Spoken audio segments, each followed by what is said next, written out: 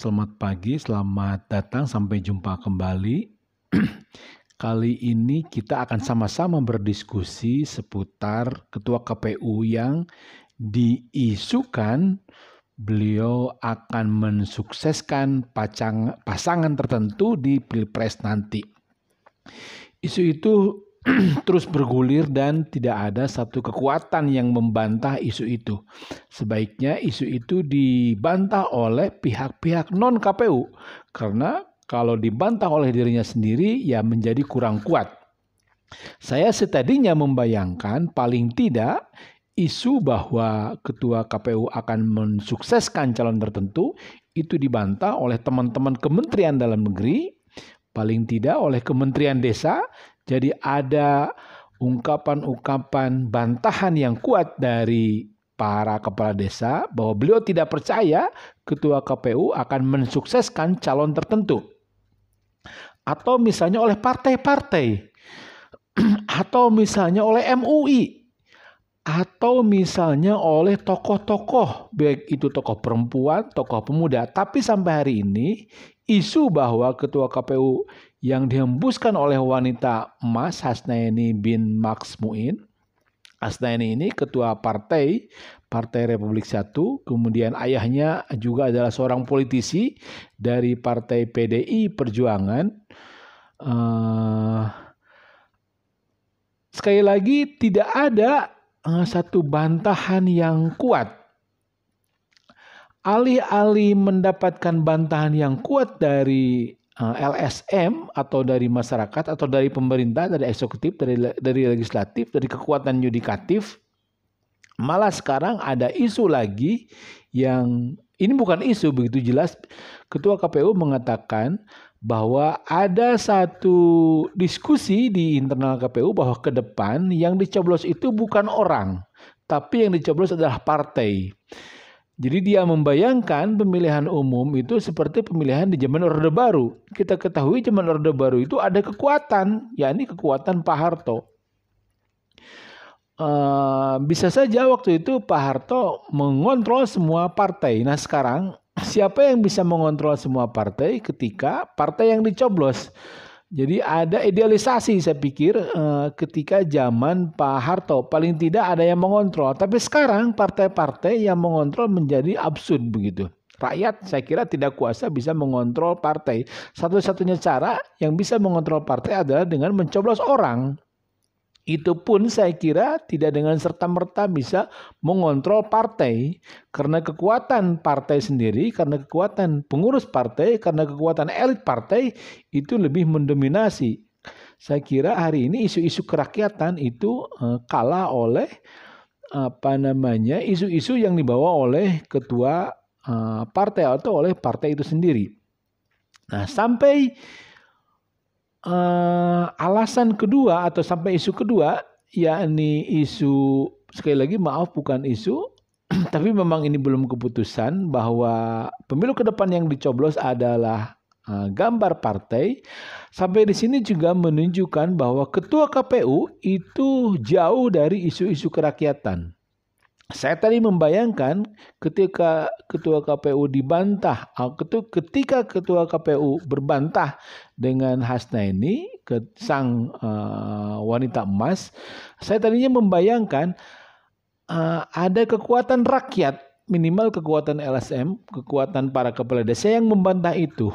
Yang saya maksudkan adalah Ketua KPU hendaknya pandai, cerdas, bersama-sama isu kerakyatan dalam hal kepemiluan. Misalnya saja yang saya sebut isu kerakyatan adalah bagaimana Ketua KPU dan KPU hari ini itu kental dengan bantahan-bantahan, kental dengan usaha-usaha politik serangan pajar. Ketika KPU dicintai bahwa dia anti serangan pajar, ketika KPU dicintai bahwa dia betul-betul identik dengan jurdil, pemilu yang jurdil, identik dengan pemilu yang luber, langsung umum, bebas dan rahasia, maka serangan kepada Ketua KPU itu akan dibantah oleh rakyat, akan dibantah oleh LSM bahwa Hasnaini, hai Ketua Partai Republik Satu, kalian tidak tahu bahwa KPU hari ini bersama dengan rakyat sedang berusaha membuat KPU, membuat pemilu yang jurdil. Nah, suasana seperti ini tidak ada.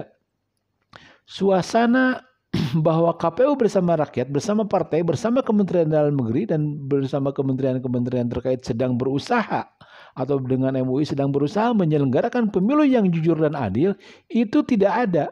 Oleh karena itu, ketika ada tonjokan dari Ketua Partai Republik Satu, itu mengelinding saja, tidak ada bantahan kuat.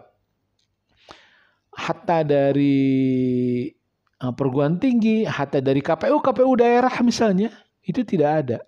Hari ini yang terjadi, KPU tidak menjadi signifikan bersama isu-isu kerakyatan pemilu begitu. Isu-isu kerakyatan pemilu adalah bagaimana menyelenggarakan pemilu yang cerdas, bagaimana pemilu yang jernih apa adanya. Kan bisa saja Ketua KPU menggandeng para kepala desa agar para calon presiden itu dikenal sampai ke desa, agar para calon anggota legislatif itu dikenal sampai ke desa.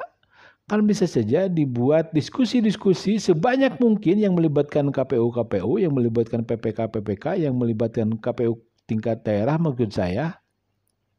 Agar bagaimana tiap hari itu dengan berbagai sarana, kan sekarang sarana media sosial begitu mudah begitu. Kita tinggal membuat pendidikan politik yang itu bisa disajikan dengan sarana-sarana media sosial. Itu tidak menggelinding dengan kuat. Sampai di sini saya kembali ingin menjelaskan bahwa sebaiknya KPU adalah kuat bersama partai, kuat bersama Kementerian Dalam Negeri, kuat bersama Kementerian Desa, kuat bersama ormas, kuat bersama ulama, kuat bersama tokoh-tokoh masyarakat untuk membangun pemilu yang jurdil. Alih-alih itu terjadi, isu-isu terjadi, program-program itu terjadi, yang ada adalah Hasnaini, yang adalah Farhad Abbas, yang ada adalah sekarang malah Ketua KPU membuat statement seperti tadi bahwa pemilu ke depan akan mencoblos partai. Ini saya kira menggambarkan bahwa feodalisasi politik versus rakyat yang cerdas dalam berpolitik tidak terjadi dengan kuat, dan Ketua KPU isunya malah isu-isu elit begitu. Bukan isu-isu kerakyatan. Yang diinginkan adalah isu-isu kerakyatan. Memang yang terjadi sekarang ini adalah isu-isu elit, isu infrastruktur misalnya, isu ibu kota pindah, itu isu elit. Isu rakyat adalah isu bagaimana kemiskinan, bagaimana kebodohan, bagaimana keterbelakangan, bagaimana teknologi ini dipunyai oleh rakyat kan tidak ada. Bagaimana pengetahuan yang tinggi itu dipunyai oleh rakyat kan tidak ada. Perguruan tinggi kita, scholarsip kita itu tidak membanggakan prestasinya hatta di tingkat ASEAN sekalipun. Sementara kita tahu bahwa bangsa yang maju adalah bangsa yang mempunyai derajat keilmuan. Oleh karena itu, isu-isu teknologi itu semestinya menjadi isu kerakyatan. Kan tidak ada rakyat bersama teknologi begitu. Rakyat bersama teknologi yang maju kan tidak ada sekarang ini. Oleh karena itu, menurut saya kita jalan di tempat. Nah, Ketua KPU juga semestinya dalam hal kepemiluan, dalam hal demokrasi itu bersama kebutuhan-kebutuhan rakyat untuk maju dalam hal politik, dalam hal demokrasi. Rakyat yang berkemajuan dalam hal politik, rakyat yang berkemajuan dalam hal demokrasi adalah rakyat yang mengenali presidennya sampai keluarganya, sampai pendidikannya, kurikulum vitae presiden, calon wakil presiden, bahkan calon menteri itu semestinya sudah ada di tangan rakyat. Hari ini kan tidak begitu. Demikian juga para calon legislatif itu semestinya paling tidak sudah ada di tangan para kepala desa. Kan sekarang ini kita tidak tahu siapa calon-calon yang ideal untuk menjadi pemimpin-pemimpin kita. Alih-alih itu terjadi, yang terjadi adalah sekali lagi adalah isu-isu politik, isu-isu elit politik maksud saya. Demikian wallahu a'lam bishawab. Wassalamualaikum warahmatullahi wabarakatuh. Bismillahirrahmanirrahim. Sekali lagi hanya kepada Allah lah kita mohon petunjuk. Hanya kepada Allah lah kita mohon petunjuk. Alhamdulillahirabbil alamin arrahmanir rahim maliki yaumiddin. Iyyaka na'budu wa iyyaka nasta'in. Kita mohon petunjuk dengan berkah Ummul Quran.